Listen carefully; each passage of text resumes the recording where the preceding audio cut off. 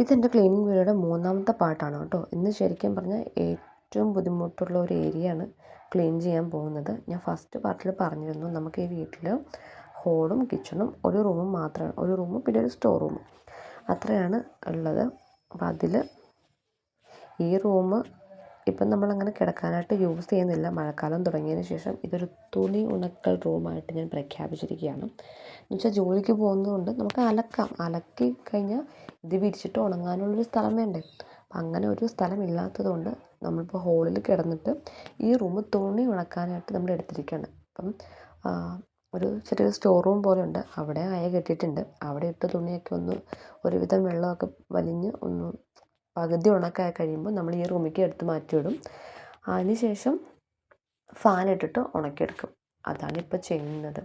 എന്ന് വെച്ചാൽ ജോലിക്ക് പോകുന്നതുകൊണ്ട് നമുക്കിപ്പം വീട്ടിൽ ഇരിക്കുകയാണെങ്കിൽ നമുക്ക് വെയിൽ വരുന്നതനുസരിച്ചിട്ട് ഇടയ്ക്കിടയ്ക്കൊക്കെ എടുത്തിട്ട് എങ്ങനെയെങ്കിലുമൊക്കെ ഉണക്കിയെടുക്കാം. ഇതിപ്പോൾ ജോലിക്ക് പോകുന്നത് കൊണ്ട് നമുക്ക് ഇടയ്ക്ക് ഉണക്കും പരിപാടിയൊന്നും നടക്കില്ല. പിന്നെ 2 ദിവസം കൊണ്ട് അലക്കി ഉണക്കി എടുത്തിരിക്കുന്ന തുണികൾ എല്ലാം ഞാൻ ഈ കട്ടിൽമേൽ കൊണ്ട് വെച്ചിട്ടുണ്ടായിരുന്നു. അതെല്ലാം മടക്കാനുണ്ടായിരുന്നു. പിന്നെ കുറേ തുണികൾ ഞാൻ അയയിലിട്ടിട്ടുണ്ട്. എന്ന് വെച്ചാൽ സാരിയും കാര്യങ്ങളൊക്കെയാണ്, എല്ലാം അലക്കിയിട്ടിരിക്കുന്നതാണ്. പക്ഷേ അതൊക്കെ നല്ലൊരു വെയിൽ കൊള്ളിച്ച് നന്നായിട്ടൊന്ന് ചൂടാക്കിയാലേ നമുക്ക് അലമാരയിലേക്ക് വെക്കാൻ പറ്റുള്ളൂ. കാരണം വെള്ളമൊക്കെ ആണല്ലോ, ഓണ സെലിബ്രേഷനൊക്കെ ഉടുത്തിട്ട് വെച്ചിരിക്കുന്ന സാരികളൊക്കെയാണ് കേട്ടോ. അപ്പോൾ അത് നല്ല ഒരു വെയിൽ കൊള്ളിച്ച് ഉണക്കിയില്ലെങ്കിൽ ചിലപ്പോൾ അത് കരിമ്പനൊക്കെ അടിക്കാനുള്ള സാധ്യതയുണ്ട്. അപ്പോൾ കുറേ അധികം സമയം എടുത്തു. ഇതിനിടയ്ക്ക് നിങ്ങൾക്ക് കാണാം, ഞാൻ കിളി പോയ പോലെയൊക്കെ ഇതിനകത്ത് നിൽക്കുന്നത്.